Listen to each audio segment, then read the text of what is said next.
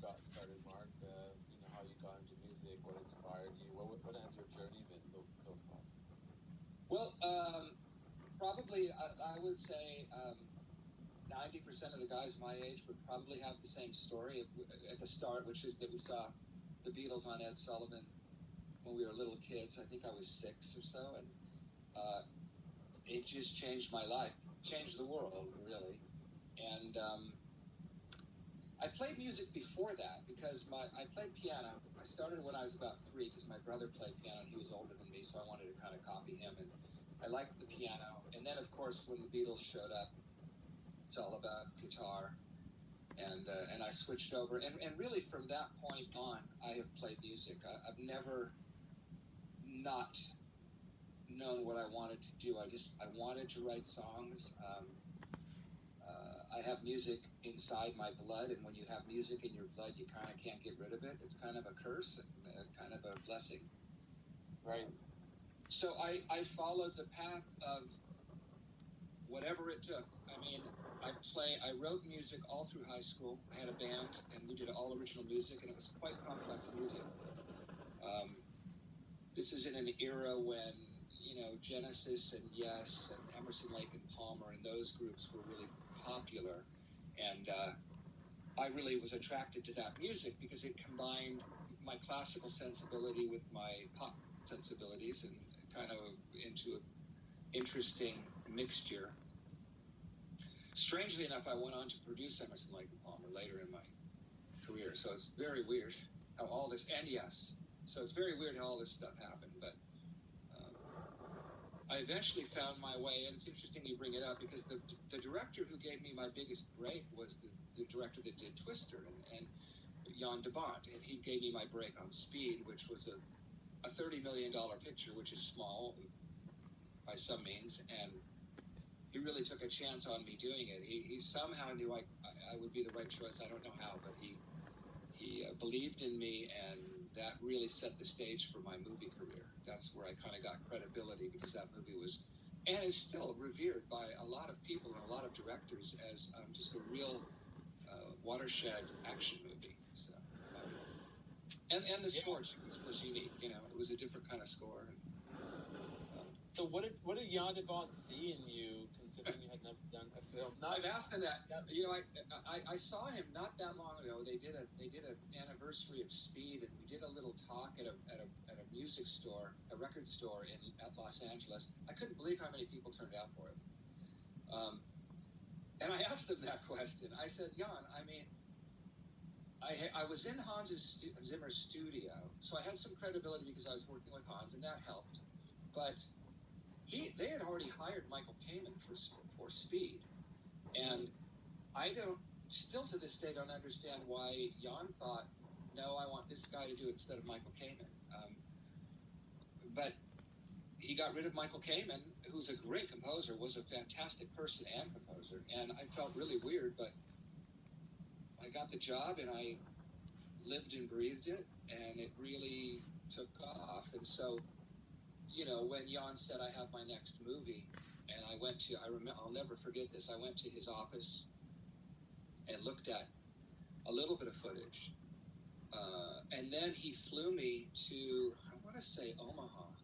I could be wrong. I don't remember exactly where they filmed, but wherever they were filming, they flew me out there on the set, and I'll never forget it because they had these gigantic propellers blowing, They had a truck, the red truck, and underneath the truck with a camera, fastened to the truck as it was going 60 miles an hour, is Jan de Bont, filming upside down, and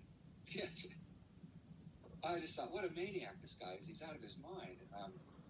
But it was really fun, and the whole movie was really fun. It was such a good movie, and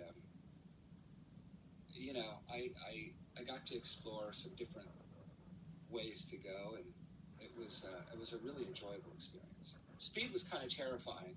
I enjoyed it, but it was terrifying because it was really my first. I kept thinking, any day I'm going to be fired. But by the time I did Twister, I was pretty confident, and I felt like I was doing some cool stuff. So. Yeah, fear normally motivates you to do great things, or it completely takes you in the other direction. And Yes. on the note of Speed, I have to tell you, I mean, I know you know this, but I'm just telling you this.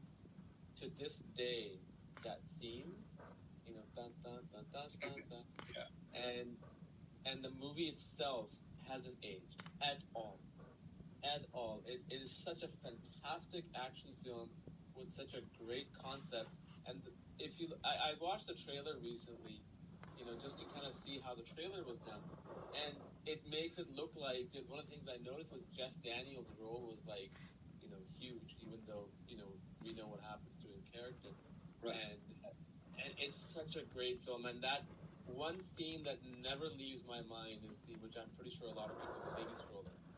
You know, when Oh, the yeah. bus hit the baby Oh, stroller, yeah. and it just, you know, your heart in your mouth. And Yeah. even I know now it's gonna happen, I still cringe. Like what? But Yes, I love that, and I you know, I have a 21-year-old daughter, so when she was about 16, I showed her Speed, and I hadn't seen it forever, you know, and yeah, I felt the same way. I felt like, man, this really holds up. It's really fun. I love the elevator sequence. To start that movie with that whole elevator thing is so anti the bus, right? It's a still thing. It's a thing that's stuck, whereas the bus is going. So it's like it was such a great way to start the movie. yeah. And Yeah. Mark, how did you before? Let's go back a little bit before Speed. You know, you were working with Hans. How did you work on his team or in his office or whatever that was? How did you, you know, make that transition into the score world in Hans Zimmer's world? Well, what happened? So I had a little studio in my house, very small, and I was always, as I told you, since I was 12, I was writing songs. So I always had material. I still have CDs full of my music recorded in garages with bands, and I have all of it. It's amazing I still have it. But by that time, I was, you know, writing for myself as an artist, and I had an LA producer. His name is John Van Tongeren, and his buddy was a fellow named Jay Rifkin, and Jay was an engineer, and Jay came over to mix my music, and he liked it, and he was impressed with it, and he said, "Have you ever written any instrumental music?" Well, yes, because I was doing documentaries, so I had a lot of instrumental music, and I had one particular demo that I did that was really quite strong. I think it was one of my better demos. And he said, "Can I have it?" And so I gave it to Jay, but I didn't know that Jay was partners with Hans Zimmer.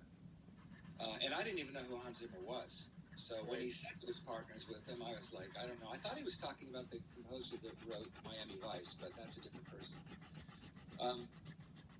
Next thing, I got a phone call from Hans, and he said, bring your equipment to my studio. So I just had, like, you know, I could fit it in my trunk, you know, and I had an old Buick, and I drove up to his place in Santa Monica and unloaded my stuff and set up. And I think it was Billy Idol coming in, and Billy and I worked on a song for Days of Thunder. I think that's where it started. And then, you know, and then Hans would ask me to do commercials or ask me to work on a series or ask me, and I would do some of it at my house, and then I would sometimes bring my stuff in and do it at his place. Eventually, I worked on a movie called True Romance. Yes. And True Romance is kind of what turned on Jan de Bont. He heard some cues from that and thought they were really cool, and those were my cues. So I think that's kind of helped Jan with Speed.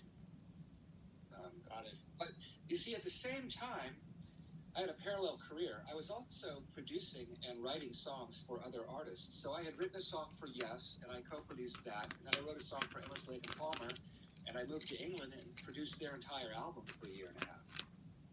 So I kind of had the scoring thing going and the song producing thing going. So it only seemed natural that one of the first big breaks besides Speed was The Lion King, because the first movie, Hans asked me to do the songs. He asked me to arrange and produce, because the songs weren't sounding African. They were Elton songs, and they didn't really have a lot to do with an African feeling. Right. So, and Hans felt that I could do that because he had listened to other stuff that I did. So, Speed and Lion King came out around the same time. Yeah. So that was a good jumping off point, you know. Yes, and I mean, 80s was a great era for films, and 70s and 60s.